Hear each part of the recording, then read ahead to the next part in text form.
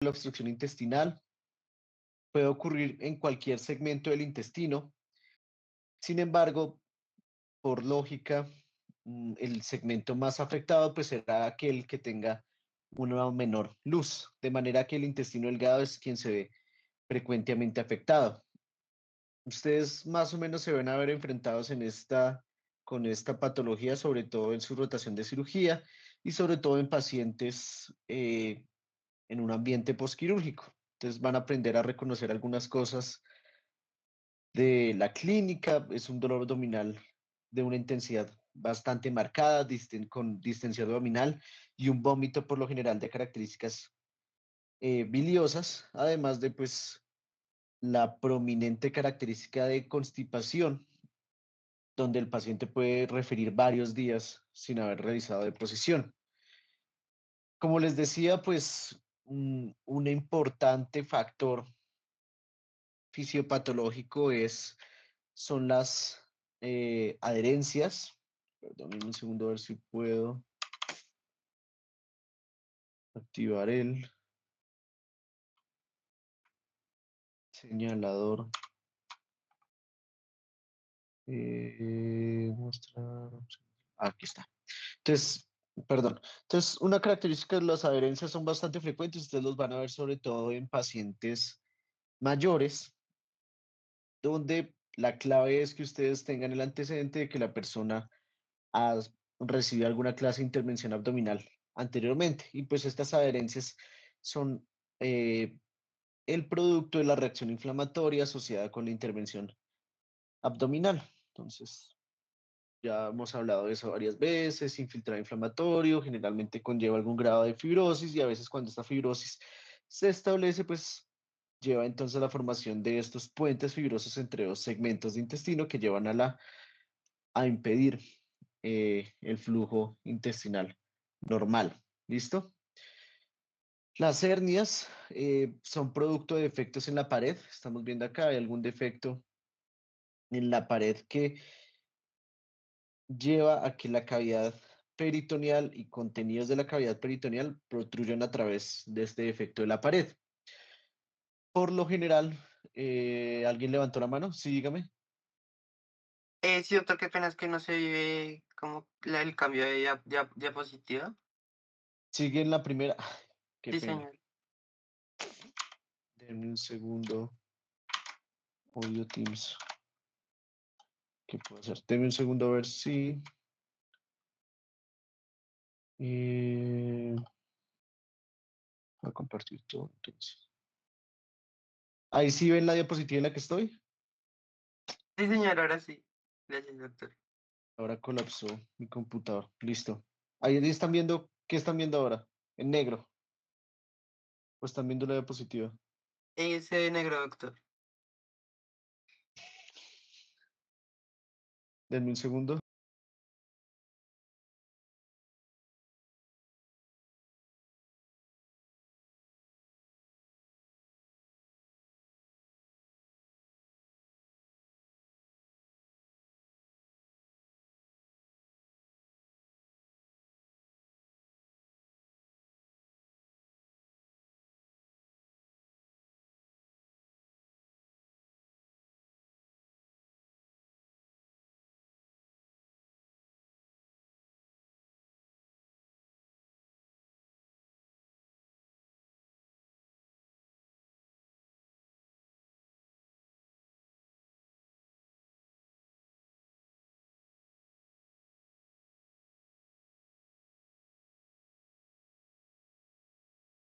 Listo. Creo que ahora sí estamos en la diapositiva, ¿cierto?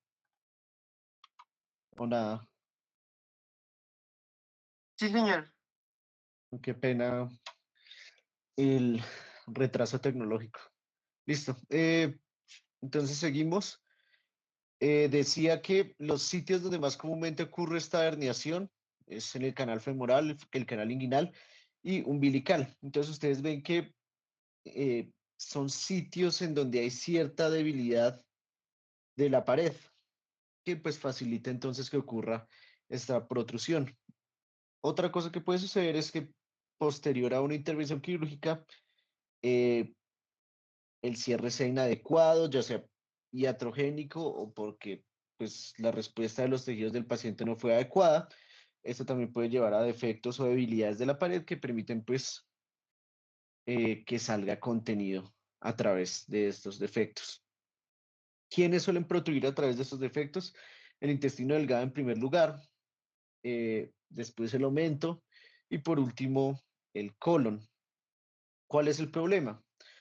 Cuando estas vísceras protruyen a través de estos espacios, si adicional solamente al segmento intestinal se arrastra la vasculatura que irriga o que drena ese segmento intestinal, eh, con el tiempo, producto del edema intestinal, producto de la reacción inflamatoria, etcétera.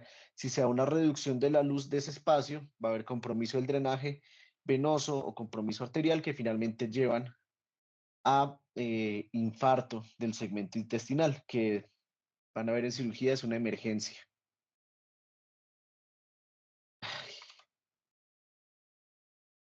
No puede ser. Qué pena, no sé qué pasa.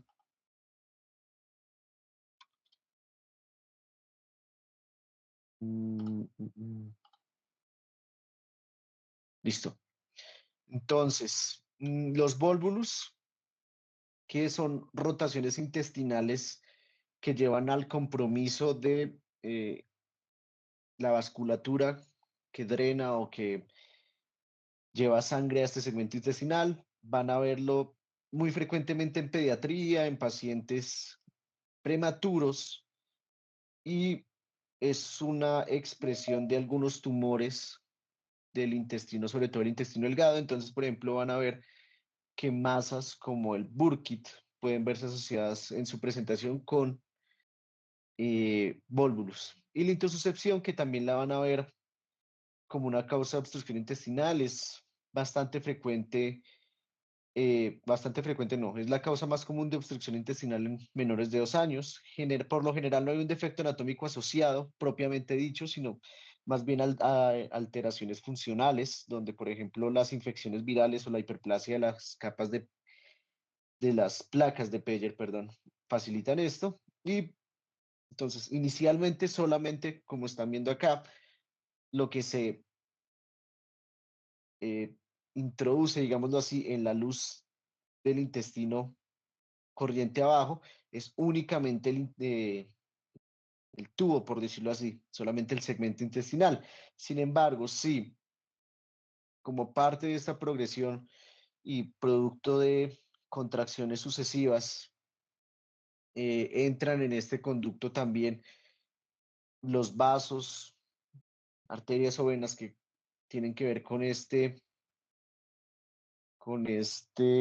segmento, pues generalmente van a llevar entonces a infarto, que también, pues por obvias razones, es una emergencia quirúrgica. Estas cuatro explican el 80% de los casos, el resto están asociados con infarto y en menor medida con tumores. Esta es una visión general de cómo en teoría, en condiciones normales, funciona entonces el intestino y los procesos fisiológicos que mantienen una homeostasis inflamatoria intestinal. Entonces, un factor del que me van a escuchar hablar de aquí en adelante y que es muy importante es la microbiota. Esa microbiota tiene una composición que es variable entre individuos, pero que acorde con la presentación de enfermedades específicas, eh, qué pena, otra vez. No sé qué está pasando, discúlpenme, no tengo ni idea.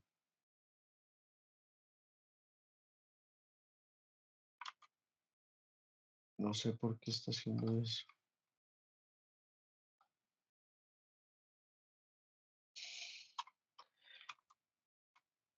Voy a tratar de salirme de la llamada y volver a entrar a ver si se soluciona el problema. Qué pena con ustedes.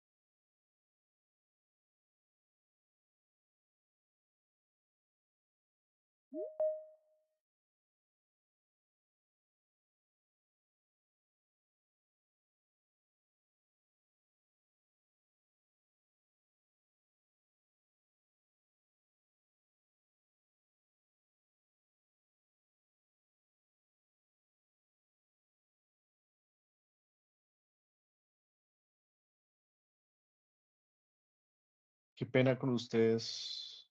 ¿Ahí me están escuchando? Sí, señor. Sí, señor. Listo. Vamos a volver a intentarlo. Entonces. Listo. Entonces estábamos hablando de las características de una mucosa intestinal eh, normal. Entonces vemos que hay unos componentes, hay unas células epiteliales y unas células productoras de moco o células caliciformes. ¿Listo? Eh, hay unas células inmunes residentes, hay unas células presentadoras de antígeno y hay una capa de moco. Entonces, hablemos primero de la capa de moco. Lo que facilita esta capa es algún grado de restricción del contacto, perdón, entre las microbiota y las células epiteliales, lo que también en cierto grado, pues, hace más difícil que esas células hagan presentación de antígeno de estos microorganismos. Adicionalmente, pues se producen algunas sustancias, sobre todo producidas por las células de Paneth, que también son microbicidas. Y son microbicidas para bacterias en específico. En teoría, las residentes normales de la luz intestinal no son susceptibles a esas sustancias microbicidas liberadas por las células de Paneth. Las células, perdón, las células plasmáticas.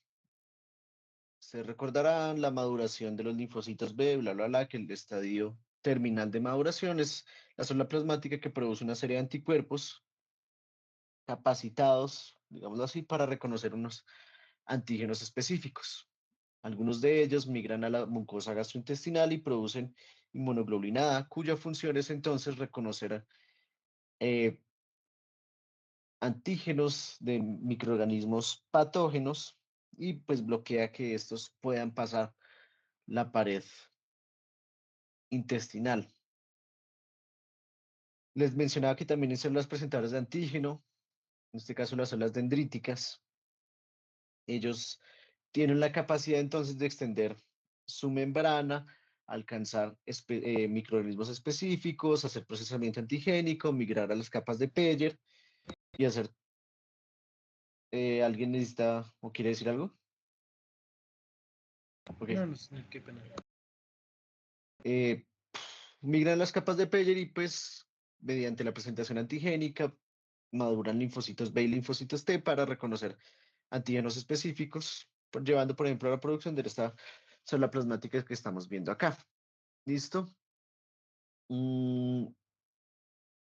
También, además de la presentación antigénica, estas células dendríticas producen sustancias que son antiinflamatorias, como el ácido retinoico y el factor de crecimiento transformante beta, que actuando sobre los macrófagos y las células T regulatorias, promueve la producción de interleuquina 10, que es una sustancia una interleuquina antiinflamatoria.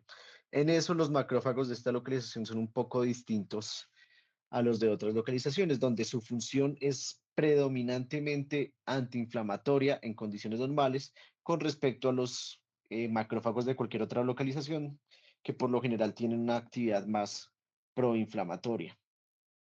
Hay igualmente unos linfocitos T específicos que son los CD4 y CD8. SRM quiere decir que son residentes del tejido y su función es básicamente en caso de que algún microorganismo sea capaz de atravesar la membrana epitelial, que ellos sean capaces de mostrar una respuesta a la infección adecuada y con destrucción rápida de ese antígeno, evitando pues una expansión innecesaria de la respuesta inflamatoria. La diverticulosis, ustedes van a escuchar esa explicación muchas veces, ya se vuelve hasta harto, y es que esta enfermedad no es constituida por verdaderos divertículos porque no está constituida por la totalidad de los componentes de la pared. Sin embargo, pues es el nombre que se le dio y así es como se ha manejado, se ha nombrado históricamente. Mm, Su localización es predominantemente en colon. Sin embargo, cualquier sitio de el tracto gastrointestinal es susceptible de desarrollarlos. Generalmente ocurre menos, pareciera ocurrir menos, perdón, en países en vías de desarrollo y eso está más asociado con los factores de riesgo, que ya los vamos a nombrar brevemente. ¿Cómo nos concierne hoy el intestino? Pues decir que el 90% de los divertículos ocurren entonces en el colon descendente y en el colon sigmoide. Y esto obedece a dos razones principales y es mm, la estrechez de estos segmentos intestinales y las características de la materia fecal luminal en estas localizaciones. Entonces, la clínica, eh, tengan presente que cuando yo digo que la diverticulosis es generalmente asintomática, estoy hablando únicamente de la diverticulosis. Obviamente, la diverticulitis va a tener algún grado de sintomatología asociada y hay una enfermedad intermedia donde hay algún grado de inflamación, hiperreactividad de la inervación intestinal, que se asocia entonces con también algún grado de dolor abdominal. Esa entidad también tiene algún grado de sintomatología, pero cuando digo diverticulosis en sentido estricto, la gran mayoría son asintomáticos y por lo general la sintomatología en el restante, pues por lógica razón, porque suele ser el factor desarrollador o facilitador de la diverticulosis, es pues la constipación. El dolor abdominal, como les dije, asociado más bien con esta entidad intermedia, que ya la voy a mostrar en un segundo. Generalmente es un dolor que es bajo, intermitente, eh, cuyas características en cuanto a momento de presentación son impredecibles y que está asociado con la contracción abdominal. Ya vamos a ver que esta enfermedad parece estar relacionada con una contracción de una intensidad anormal de los músculos de la muscular propia del colon. Se ve asociado con sangrado en el 3 al 5% de los pacientes, por lo general es indoloro y proviene de las ramas de las arterias intramurales colónicas que dan origen a los vasos rectos y que generalmente se ven pues expuestas entonces a la luz del divertículo y por eso se da entonces el sangrado.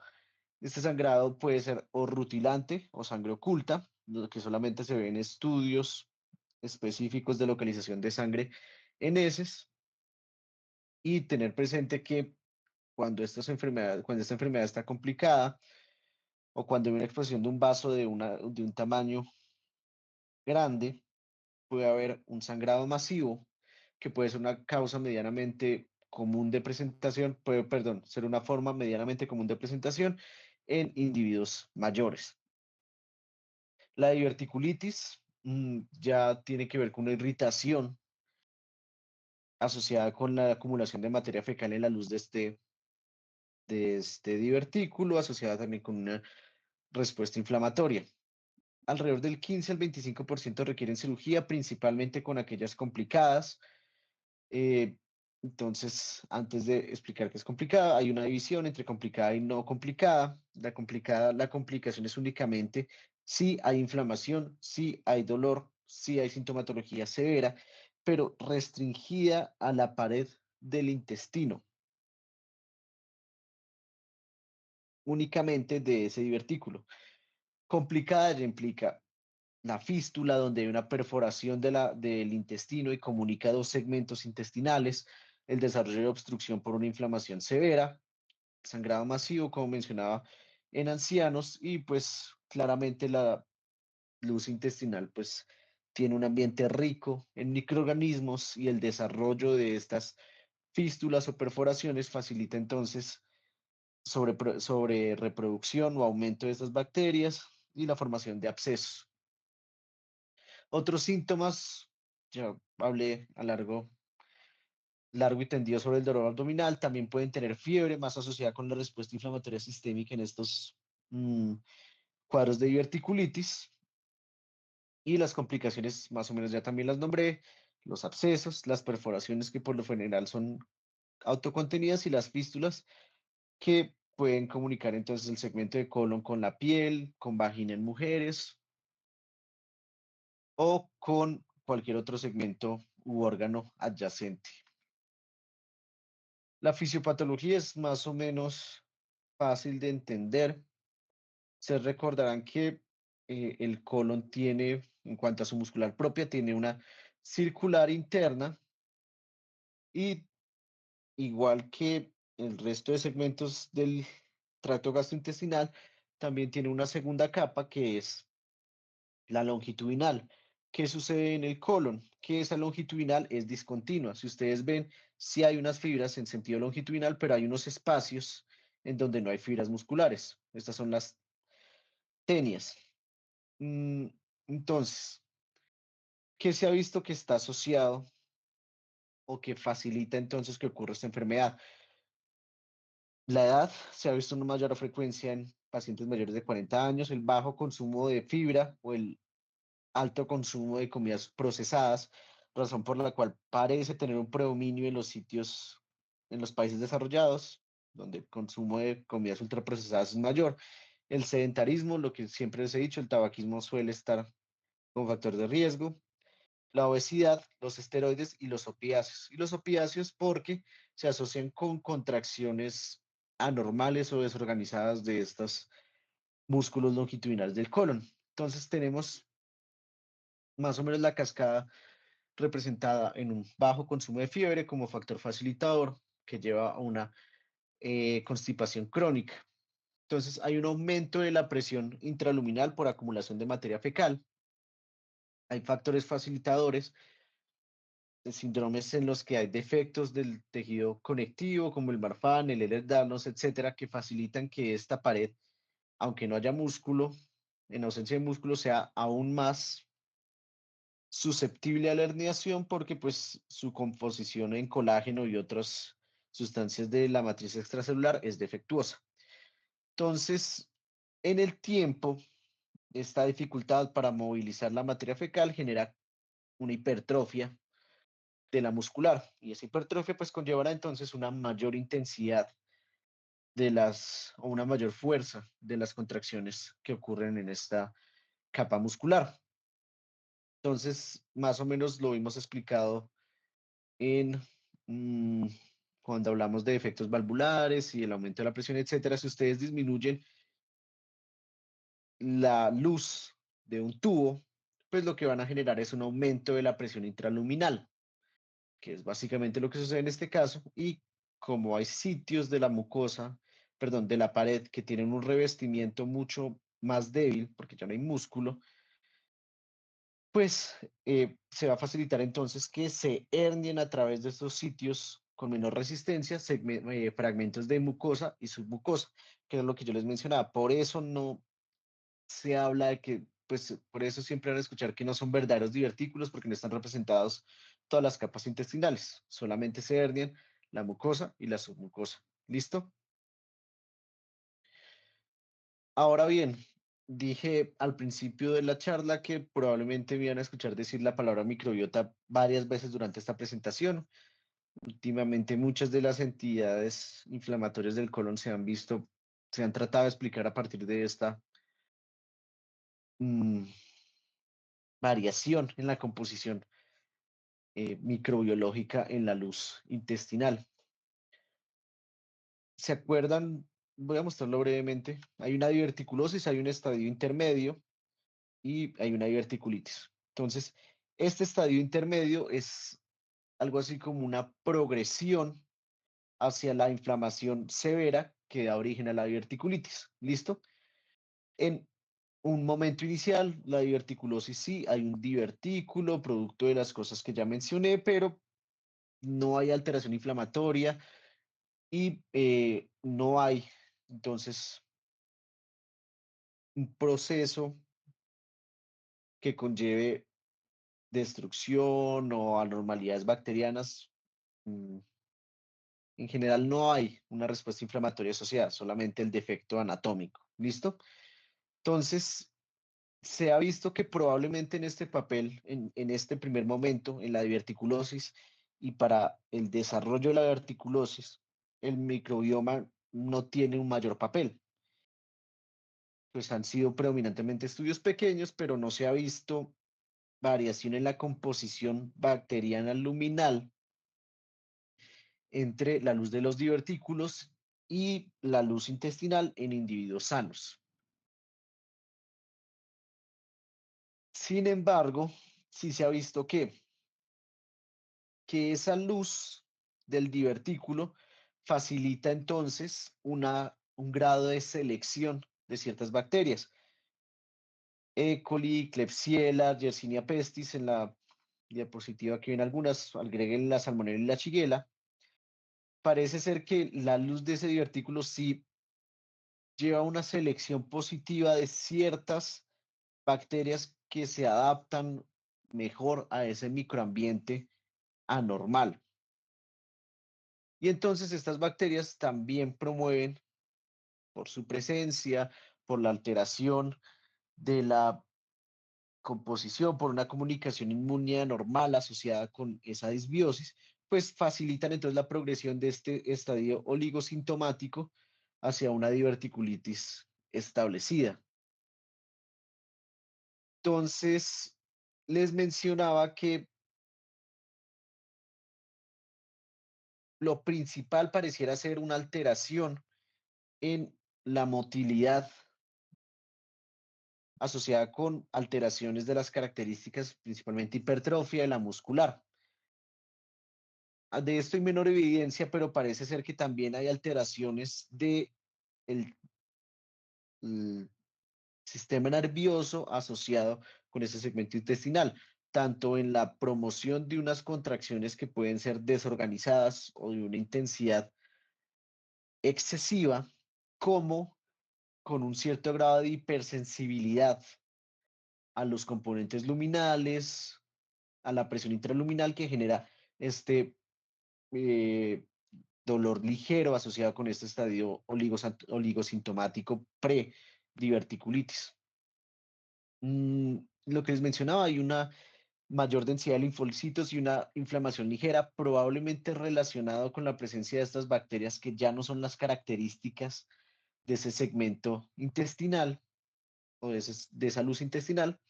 Y adicionalmente, pues sí, también estudios pequeños se ha visto que hay una diferencia en la composición o en el, como lo llaman, el microambiente de citoquinas al comparar este estadio oligosintomático con la diverticulosis y con pacientes sanos. Y esa diferencia obedece predominantemente a un aumento de citoquinas proinflamatorias.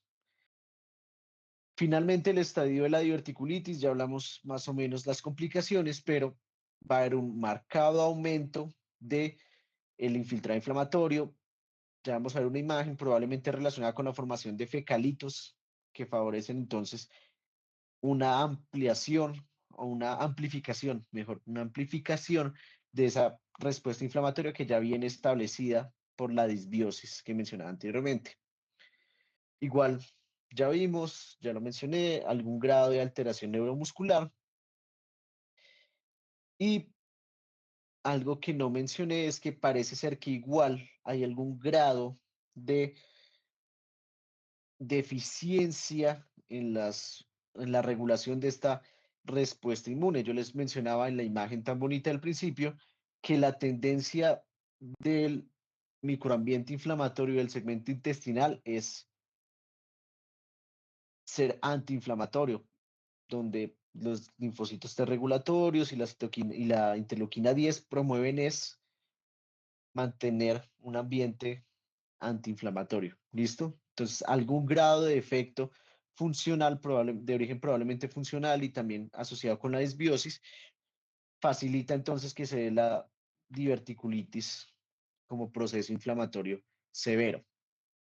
Aquí una imagen no me interesa, pues a los que les guste, aquí la imagen micro, pero pues primero veamos las imágenes macro. Esta es una colonoscopia donde vemos entonces estas herniaciones que se ven así en la endoscopia como huecos, si hablamos castizamente, que si ustedes ven el contenido o la luz en una fase inicial es únicamente lo que van a ver en esa luz va a ser mucosa. Posteriormente, yo les mencionaba, se comienza a acumular materia fecal y una vez esta materia fecal adquiere cierta dureza y se convierte en fecalito, promueve entonces una respuesta inflamatoria exacerbada y el desarrollo entonces de diverticulitis.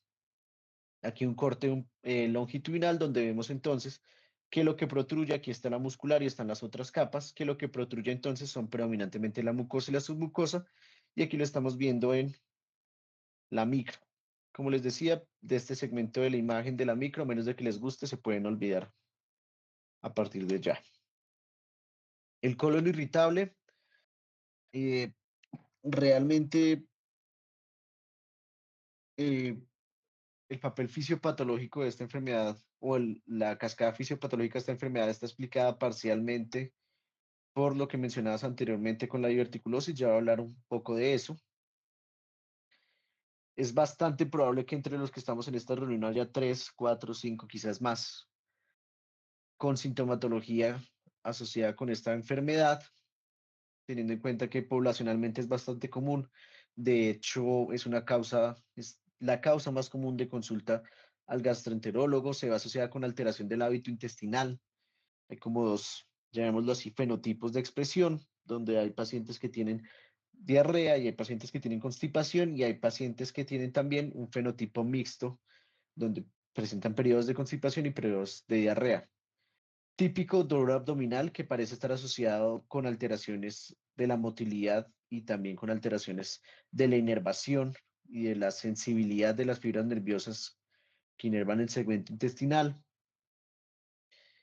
Y esta última es medio relativa, es en cuanto a que no hay alteraciones morfológicas características o de la motilidad características de otras entidades. Ya se ha establecido que hay ciertas alteraciones en cuanto a la concentración de mastocitos, en cuanto a las características de la capa muscular, y también se ha visto que hay alteraciones de la motilidad eh, más dadas por la ocurrencia de contracciones de una fuerza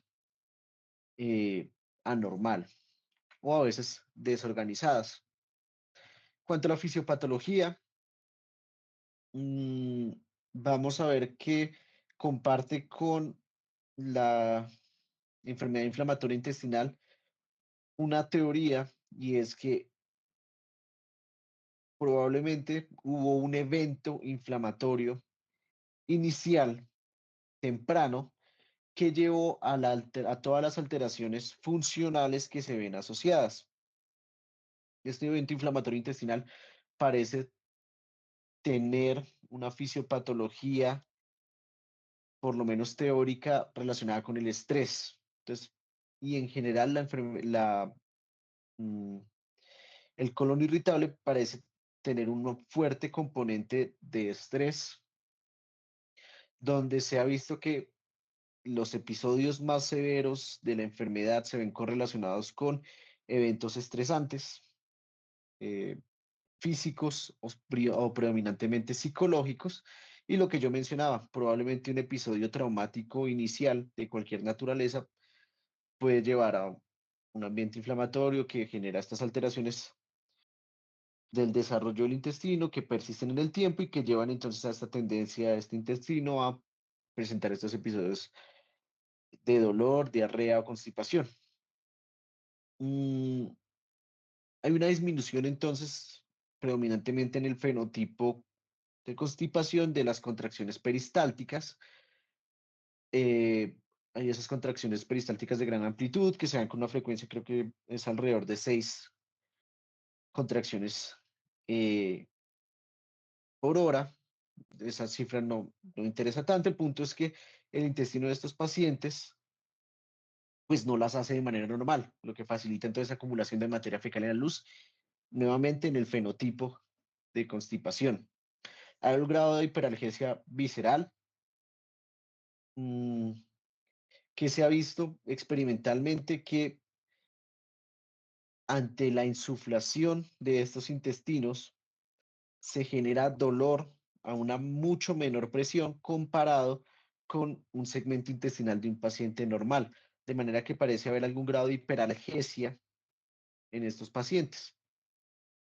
Y adicionalmente hay alteraciones en la secreción y en la absorción eh, de los contenidos luminales, del contenido luminal intestinal.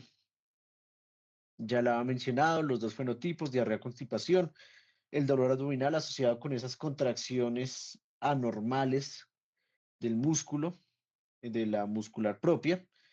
Y hay también algo característico, es la distensión abdominal asociada con el aumento de del gas intraluminal, que puede ser producto de una disminución en la absorción o aumento de la fermentación bacteriana, nuevamente asociada con alteración de la microbiota o disbiosis. La enfermedad inflamatoria intestinal, que suele ser la protagonista de estas charlas. Entonces, la característica entonces es la inflamación de un componente, la inflamación crónica de un componente de la pared.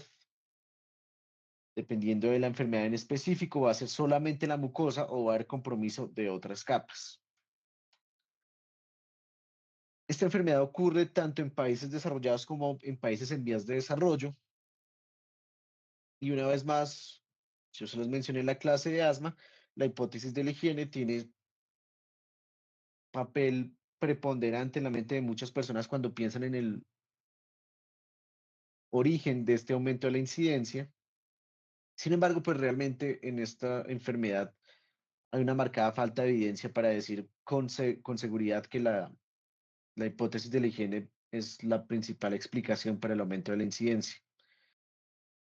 En cuanto a las incidencias, diferencias de incidencia por sexo, el Crohn se presenta más en mujeres y adicionalmente en estas mujeres la asociación del Crohn con otras enfermedades autoinmunes es mucho más frecuente. La edad de presentación, el pico o la población en la que generalmente ustedes suelen ver esta enfermedad son adolescentes o adultos jóvenes, no queriendo decir con esto que la enfermedad no se presenta en otros grupos de edad. También se presenta en niños, también se presenta en personas mayores, pero lo más frecuente es que la presentación inicial de la enfermedad y el diagnóstico se dé en adolescentes y en adultos jóvenes. Entonces, hay una teoría respecto a la fisiopatología de esta enfermedad, donde hay unos factores que ocurren en la niñez, luego unos que ocurren de manera persistente y unos más asociados con los adultos. Entonces, que las mujeres gestantes fumen es un factor de riesgo. La ausencia de eh, que no amamanten al niño, perdón. Esto probablemente relacionado con eh, la educación, digámoslo así, que otorga al sistema inmune los antígenos y las inmunoglobulinas presentes en la leche materna. Y nuevamente la teoría de la higiene, que parece ser que la exposición a ciertos microorganismos en edad temprana lleva a que el sistema inmune se adapte a estos antígenos y que, digámoslo así, aprenda a responder a ellos de una manera organizada y no excesiva, como suele ocurrir en el contexto de estas enfermedades inflamatorias. Hay entonces unos factores que son persistentes en el tiempo, que tienen un efecto acumulativo, los antibióticos, muy importante tenerlos en cuenta. Otra cosa que por la que hay que tratar de usar de manera responsable los antibióticos, y más que todo asociado con la selección de cepas bacterianas en la luz intestinal que conllevan entonces disbiosis y una respuesta inflamatoria asociada con esa disbiosis. Las infecciones, en este momento, las infecciones intestinales a repetición pueden llevar a alteraciones en la respuesta inflamatoria, los eventos estresantes y la vida urbana, sobre todo asociada con la dieta y la polución, como estamos viendo en los factores de riesgos adultos. El fumar también se constituye como un factor de riesgo, la dieta occidental un clásico, la polución del agua, más correlacionada también con la presencia de bacterias patógenas y las alteraciones del sueño. Esto probablemente lo hubiera puesto antes, pero bueno, cuando a ustedes les hablen de enfermedad inflamatoria intestinal, ya cuando hagan su rotación por gastro, van a ver que de pronto esta clasificación es un poco más compleja. Sin embargo, con fines en este momento didácticos y de enseñanza, pues generalmente la vemos dividida entonces en tres grupos. La enfermedad de Crohn, la colitis ulcerativa y la colitis indeterminada. La enfermedad de Crohn, que se caracteriza por una inflamación transmural que puede comprometer cualquier segmento del tracto gastrointestinal. Sin embargo, vamos a ver que tiene unas localizaciones predilectas. La colitis ulcerativa, que compromete únicamente la mucosa y la submucosa y que suele estar predominantemente localizada en colon y en general en recto como punto inicial. Y la colitis indeterminada, donde hay inflamación que es por sus características es intermedia en cuanto a afectación de la pared entre la enfermedad de Crohn y la colitis ulcerativa, o una colitis crónica que no cumple criterios específicos de la enfermedad de Crohn o de la colitis ulcerativa. Como les dije, esta es una versión simplificada. Después, cuando vayan a clínica, van a ver que los gastroenterólogos ya hablan de varios subtipos, pero una vez más, pues por cuestiones educativas, es más fácil entenderlo en mediante esta división. Aquí una presentación eh, visual de lo que estaba mencionando anteriormente. Entonces, vemos las características en cuanto a distribución y en cuanto a inflamación y compromiso de la pared de la colitis ulcerativa y de la enfermedad de Crohn. Entonces, una característica de la enfermedad de Crohn es esto que llaman skip lesions o la característica saltatoria de la enfermedad. Puede haber compromiso de manera concomitante de segmentos del intestino delgado, del ciego, del descendente, del recto, pero este compromiso no es continuo.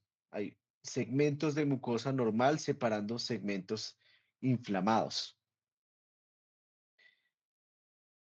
A nivel inflamatorio, lo que estábamos mencionando anteriormente, hay fisuras o inflamación que compromete más allá de la mucosa y la submucosa, como estamos viendo acá.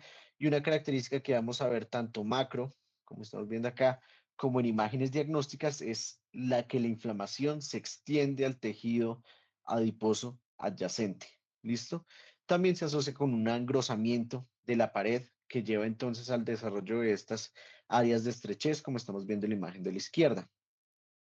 La colitis ulcerativa, característicamente y de manera clásica, inicia en el recto y progresa continuamente por el colon izquierdo. No hay fragmentos de mucosa sana en, entre estos, separando dos segmentos enfermos. Es continuo el proceso inflamatorio.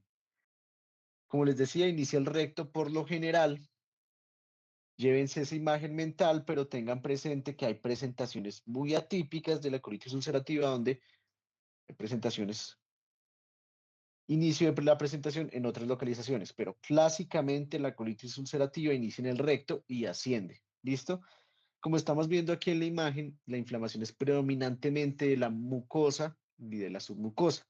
Y producto de eso se forman estos pseudopólipos que son intentos de la mucosa de reparar el daño y también son efectos, digamos así, secundarios de áreas como esta que estamos viendo acá, de las úlceras, donde hay depresiones y queda sobrelevado el epitelio, dándole este aspecto de pseudopólipo. ¿Listo? La fisiopatología, si la pudiéramos resumir en una frase, sería daño de la función de barrera del epitelio intestinal. Básicamente, todo lo que voy a hablar a partir de acá tiene como resultado disfunción de la barrera intestinal. Hay factores inmunogenéticos, entonces se ha visto que si ustedes estudian gemelos homocigotos con enfermedad inflamatoria intestinal, es más frecuente que los dos gemelos tengan la enfermedad de Crohn en comparación con que los dos gemelos tengan colitis ulcerativa. ¿Y eso en qué se traduce? Que el papel de la genética parece ser más fuerte en la enfermedad de Crohn que en la colitis ulcerativa. La respuesta inmunimucosa, yo les dije, en general, un colon normal tiene un ambiente antiinflamatorio. De manera que en el caso de estas enfermedades lo que hay es un desbalance entre factores proinflamatorios y antiinflamatorios, con predominio entonces de los factores proinflamatorios. Cambios en la microbiota, les mencionaba, hay predominio de ciertas especies patógenas que favorecen un ambiente proinflamatorio y los factores ambientales de los que hablamos hace 2 segundos, tabaquismo, dieta, medicación y la contaminación del agua o del aire. Factores genéticos, no me interesa que ustedes se aprendan estos porque de hecho esta diapositiva es bien pobre, se han descrito 200 y pico genes asociados con estas enfermedades, solamente pues que tengan unas nociones generales de las vías que se ven comprometidas. Entonces, una vía que se ve comprometida en gran medida es la vía de la autofagia y aquella relacionada con el NOT2, que tienen que ver con el reconocimiento y la destrucción de bacterias intracelulares. En el caso del NOT2, lo que identifican son los peptidoglicanos bacterianos y lo que facilita eso es establecer una corriente inflamatoria que lleve entonces a la destrucción de estas bacterias. Cuando el NOD es defectuoso por motivos genéticos o funcionales, fácilmente las bacterias atraviesan la membrana epitelial y establecen entonces un cuadro inflamatorio submucoso, facilitado entonces por la incapacidad de las células epiteliales y de las células presentadoras de antígeno y demás de destruir esas bacterias. También hay alteraciones entonces de citoquinas que están relacionadas con la regulación de la respuesta inflamatoria o de receptores de citoquinas de regulación de la respuesta inflamatoria, como el receptor de la interleuquina 23 y la interleuquina 10, que yo les mencionaba. De hecho, también parece tener un papel terapéutico probable y que su papel es muy importante entonces en establecer un entorno antiinflamatorio. Entonces, hablando específicamente de los factores inmunológicos, la inflamación crónica es el factor principal en esta enfermedad. Sin embargo, todo parece provenir entonces, o el estímulo para el establecer esta inflamación crónica parece ser predominantemente externo. Hasta el momento no se han identificado autoantígenos que promuevan el establecimiento de esta enfermedad. Y eso que les acabo de decir en qué se traduce, en que no se trata de una enfermedad aparentemente autoinmune, sino una respuesta a antígenos externos. Sin embargo, pues llama la atención, como les mencionaba, que por ejemplo en las mujeres esta enfermedad se ve asociada con enfermedades autoinmunes. Tiene entonces defectos en la inmunidad innata y la inmunidad adquirida. Les mencionaba que hay receptores de reconocimiento que son defectuosos, como NOD y los receptores Toll-like, que pues lo que hacen es responder a antígenos presentes en bacterias patogénicas. Si no hay respuesta adecuada, estas bacterias pues pueden atravesar, pueden primero proliferar en la luz intestinal y segundo pueden atravesar la membrana epitelial, favoreciendo el establecimiento de un cuadro inflamatorio. Como no hay una adecuada señalización, tampoco hay una adecuada activación de la vía del NF-kappa beta. Luego, pues se favorece entonces que hay una sobrepoblación bacteriana, particularmente aparentemente de especies patogénicas. La inmunidad adquirida, ustedes ya lo conocen, que hay dos vías grandes, que probablemente hay más, pero que generalmente se divide en vía de TGLP1 y TGLP2, que ya la vimos más o menos en el asma, donde clásicamente ustedes verán que se habla de que probablemente en el Crohn la inmunidad de tipo TGLP1 es más importante y en la colitis ulcerativa la inmunidad de TGLP2 con marcadas elevaciones de la interleuquina 13 es más característica de la colitis ulcerativa, pero lo que se ha visto últimamente es que hay un grado de solapamiento en estas vías de respuesta inflamatoria. Sin embargo, pues sí hay cierto grado de predominancia de una u otra en la enfermedad. El interferón tiene un papel muy similar en ambos, por eso ustedes van a ver que medicamentos como el infliximab tienen utilidad en ambas enfermedades. Ya van a ver que su utilidad es variable y hay bajos niveles, perdón, yo dije ahorita aumento, es lo contrario. Hay bajos niveles de la interleuquina 13 en ambas enfermedades. Me corrijo, perdón, bajos niveles. Y esto asociado con que la interleuquina 13 también tiene un papel de regulación de la respuesta inmune. Los T-helper 17 también están aumentados en ambos cuadros, tanto en la colitis ulcerativa como en la enfermedad de Crohn. También hay defectos en los linfocitos regulatorios y particularmente en la manera o la cantidad más bien en que ellos producen interleuquina 10. Y este efecto de la interleuquina 10 puede ser producto entonces funcional o genético, genético llevando entonces a que la interleuquina no tenga una estructura adecuada o que se produzca de manera deficiente. Defectos epiteliales, una vez más aparece esto, la disfunción de barrera, característico entonces, una vez más, si tuviera que reducir la fisiopatología de la enfermedad inflamatoria intestinal a una sola frase, la reduciría a disfunción de barrera. La disfunción entonces de estas uniones estrechas de las células epiteliales, van a ver que cuando vayan a leer más ampliamente el tema, las claudinas suenan, las uniones intercelulares suenan, los transportadores intercelulares suenan, no aparecen.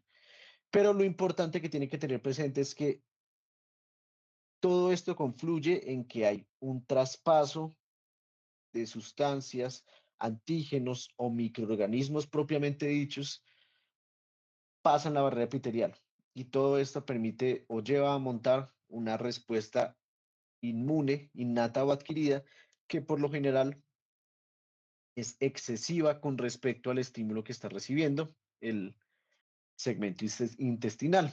Otra cosa que ya lo vamos a ver en una imagen más bonito es que parece ser que también hay defectos en la secreción de los gránulos de las células de Paneth. Ustedes se acuerdan que las células de Paneth producen sustancias microbicidas y parece ser que hay algunos defectos en las características de estas sustancias en los pacientes con enfermedad inflamatoria intestinal, particularmente aquellos que tienen Crohn.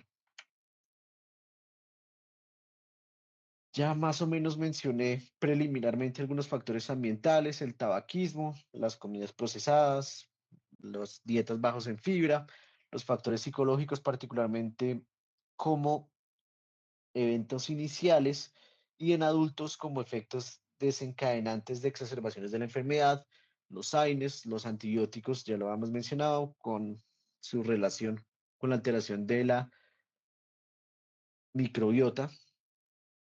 Mm, algo curioso pasa con el tabaquismo y es que parece asociarse con una menor frecuencia y una menor severidad de la colitis ulcerativa. Y eso se ve explicado en que el tabaquismo tiene un factor, las sustancias asociadas con el tabaco tienen factores que tienen un papel antiinflamatorio y proangiogénico en algunos ambientes específicos, como el de la colitis ulcerativa. Otro sitio donde van a ver esta característica, curiosamente, digámoslo así, entre comillas, benéfica del tabaquismo es en la preeclampsia, lo van a ver después. Preeclampsia severa, ¿no? No es que cuando tenga una paciente con preeclampsia, pues la primera línea sea el tabaquismo, sea el manejo, pues obviamente no. Los AINES, generalmente, si ustedes tienen la tendencia a consumir AINES por periodos largos, facilitan la enfermedad y adicionalmente se asocian con recaídas también de la enfermedad. Los antibióticos ya los mencionamos, la polución, ya la mencionamos, la vitamina D, que parece ser que deficiencias de la vitamina D facilitan un ambiente proinflamatorio, y el bajo consumo de flavonoides. eh, Hay dos ejemplos, la aspirina y la quercetina también se asocia con un ambiente inflamatorio de mayor severidad y eso obedece a que los flavonoides son antioxidantes. Entonces, en ausencia de antioxidantes, la proporción de sustancias reactivas de oxígeno facilita que la inflamación tenga una mayor severidad. La microbiota, ya más o menos vimos preliminarmente algunas cosas, tener presente que la microbiota pues tiene un papel muy importante, también como componente de la materia fecal, incluso se dice que puede llegar a representar hasta el 50% de la masa fecal. Tiene variaciones asociadas con la dieta y las enfermedades, no solamente con el tratamiento antibiótico. Y la disbiosis disminuye la biodiversidad, llamémoslo así, de esta microbiota y favorece ciertas bacterias patogénicas como por ejemplo las proteobacterias. Aquí una explicación un poco corta de lo que yo acabo de decir. Mm, Vamos a ver una imagen más grande un poquito más adelante y un poquito más bonita, pero a grandes rasgos aquí están entonces explicada la vía de la inflamación. Vemos que lo que facilita entonces que haya exposición de las células dendríticas a estos componentes bacterianos y que se monte entonces la respuesta inflamatoria son los daños de la membrana epitelial. El paso entonces de estos componentes bacterianos lleva a que las células dendríticas estimulen neutrófilos, generando inflamación local, generen mediante la producción de interleuquina 23 maduración de linfocitos T helper 17, que también promueven la inflamación neutrofílica.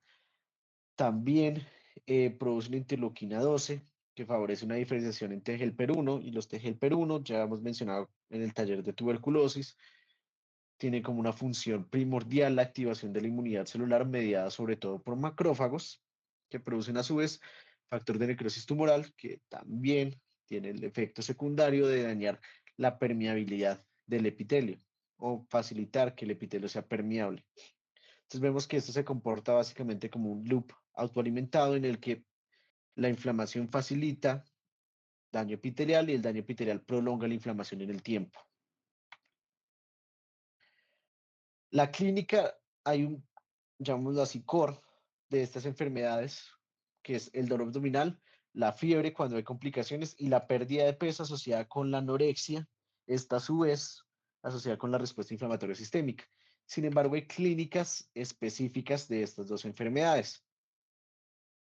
Del Crohn, no había mencionado los segmentos intestinales que le gustan más. Le gusta mucho el ilion terminal y la válvula iliocecal. El ciego en menor medida también se ve afectado. Igual como les mencioné anteriormente, cualquier segmento intestinal se puede ver afectado por la inflamación asociada con la enfermedad de Crohn. Sin embargo, hay unos segmentos que están más afectados. Solamente el intestino delgado se ve afectado en el 40% de los pacientes y con frecuencias similares el intestino delgado y el colon o solamente el colon. Hay también descritos cuadros en que hay afectación inflamatoria del esófago y el estómago, pero estos cuadros son más bien raros.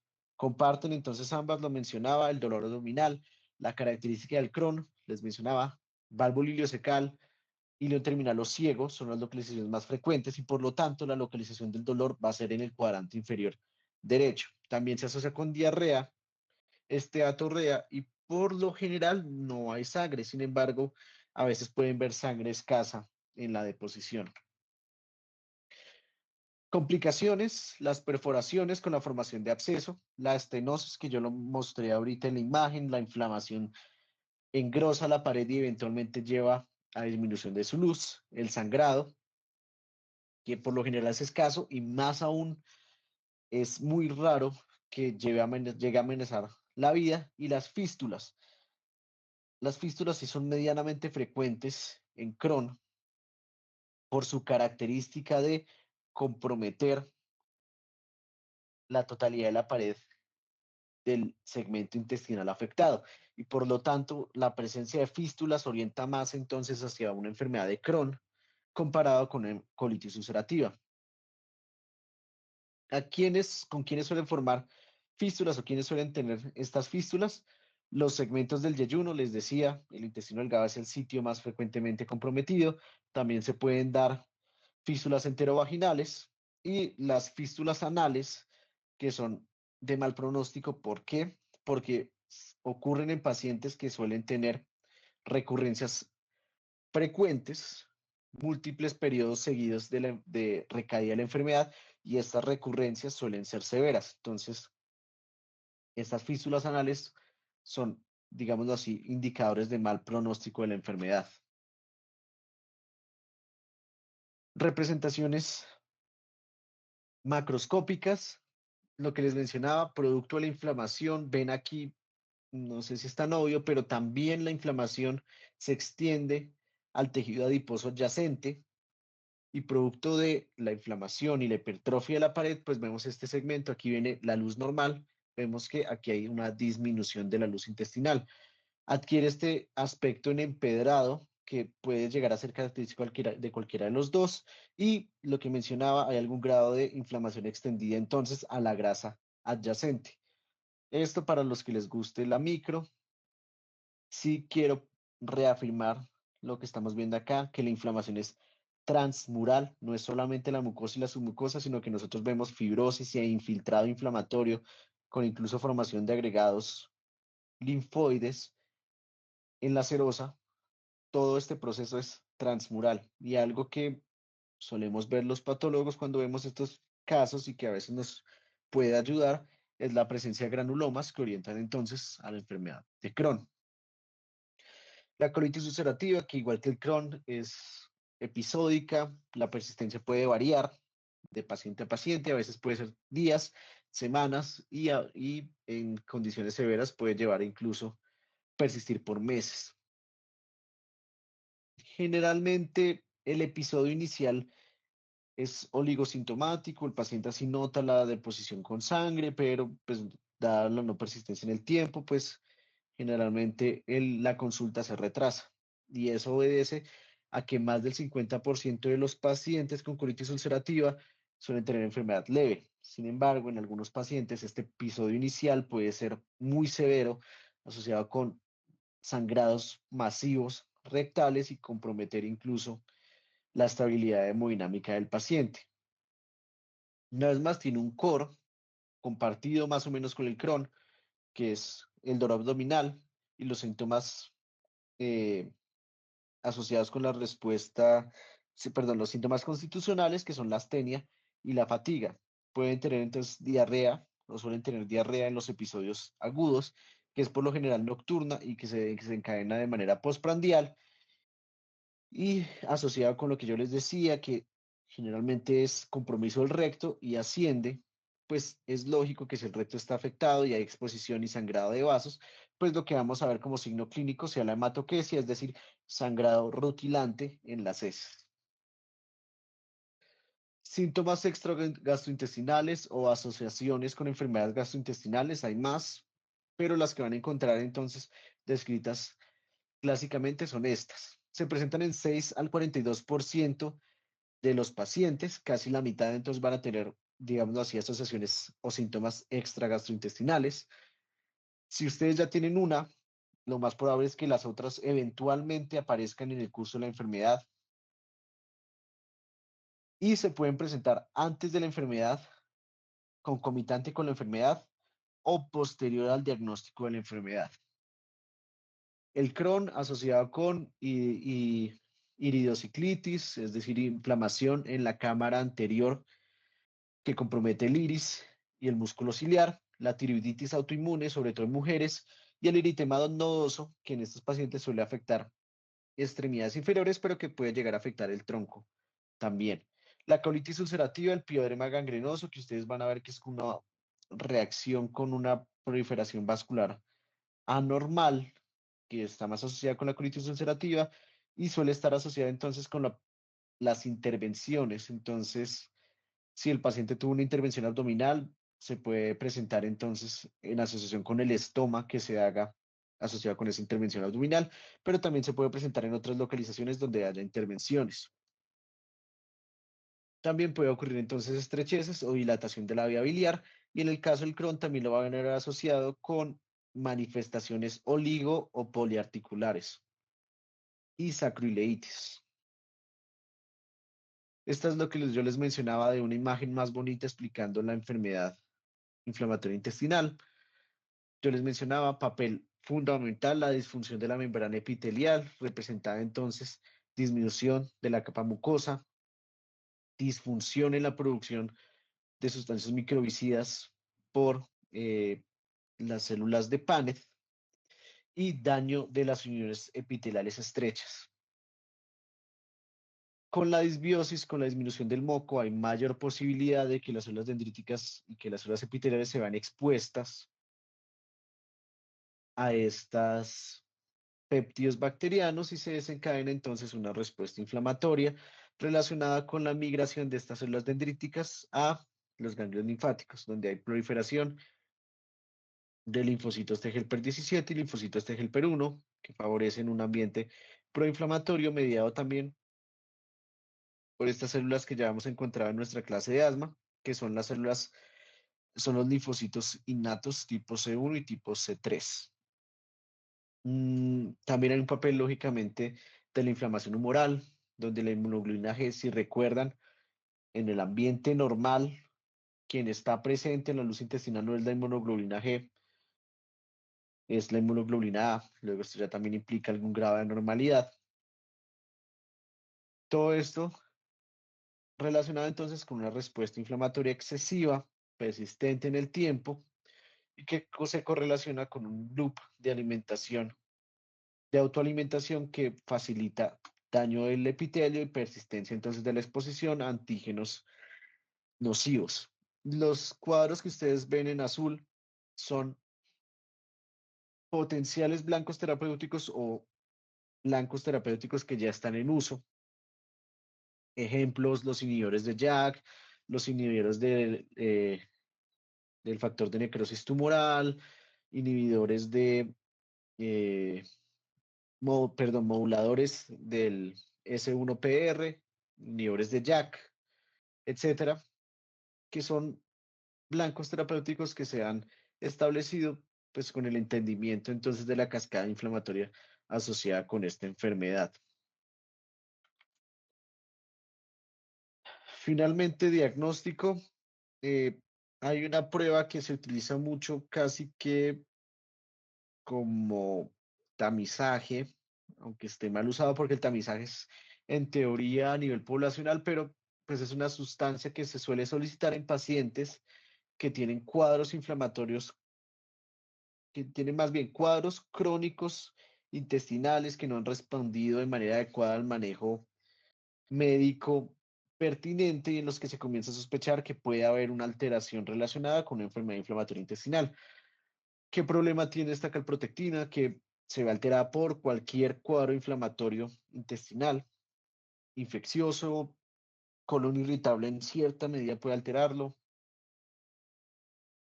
cuadros de estrés. Sin embargo, pues en la enfermedad inflamatoria intestinal, cuando tenemos valores muy altos, es muy difícil que sea producto de estos confusores como la edad, la sangre en heces, etc.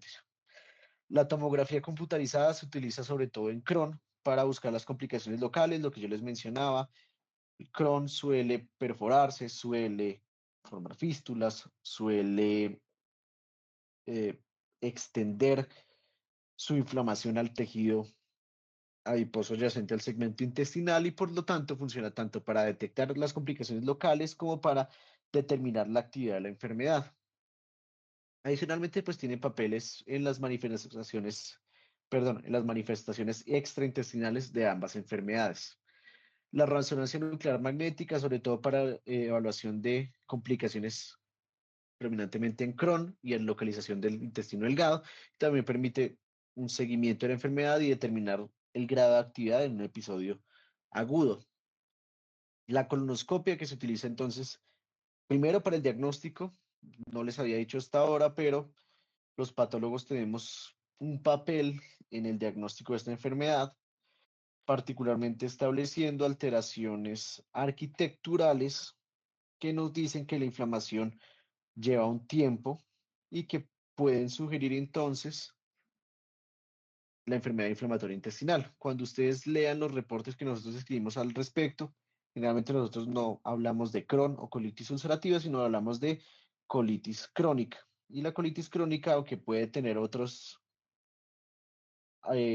determinantes y más frecuentemente es producto de otros factores, cuando ustedes hacen la correlación con un paciente que tiene hematoquesia severa, que ha tenido múltiples episodios, que tiene manifestaciones extraintestinales acordes, pueden entonces hacer el diagnóstico de una enfermedad inflamatoria intestinal.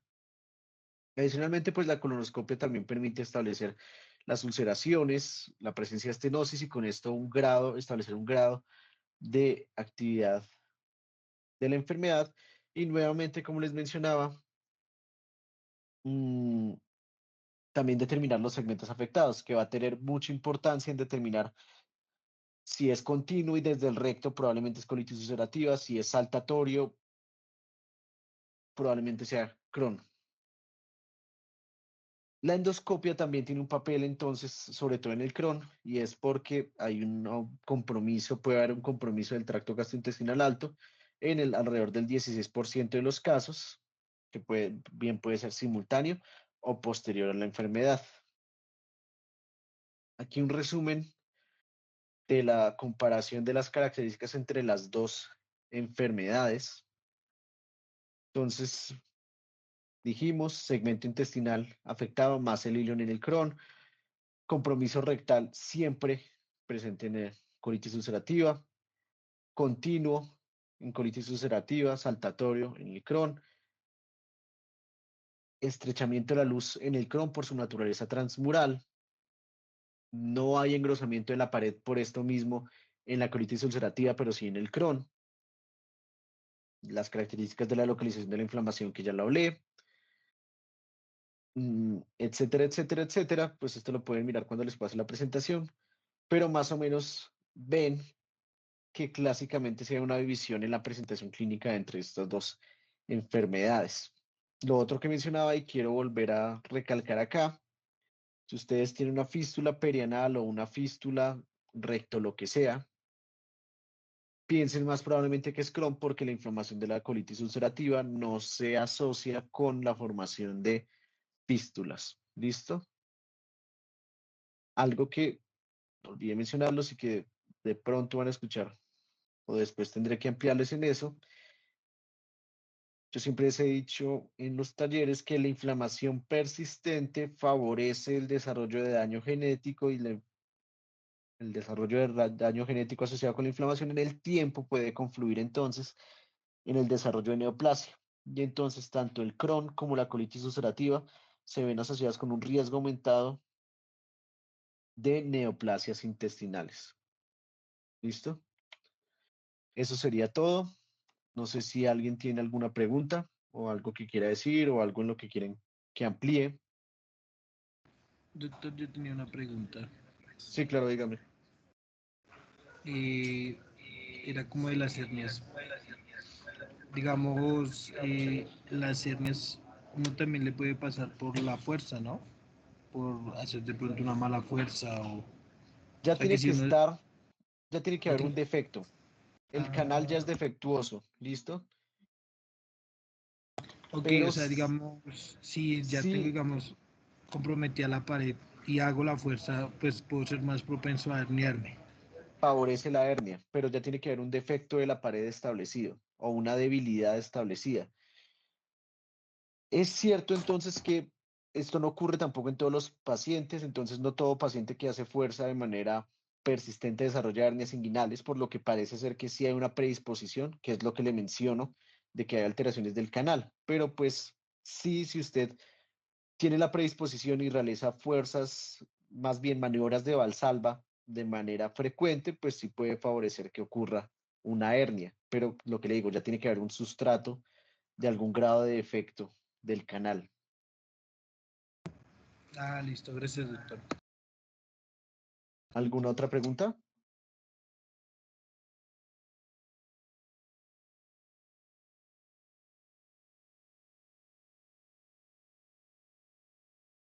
Listo. Si no tienen más preguntas, pues damos por terminada la clase. Yo les envío entonces en estos días la presentación. Muchas gracias. Gracias, doctor. Gracias, doctor. Muchas Gracias, gracias. doctor. Gracias, doctor. Doctor.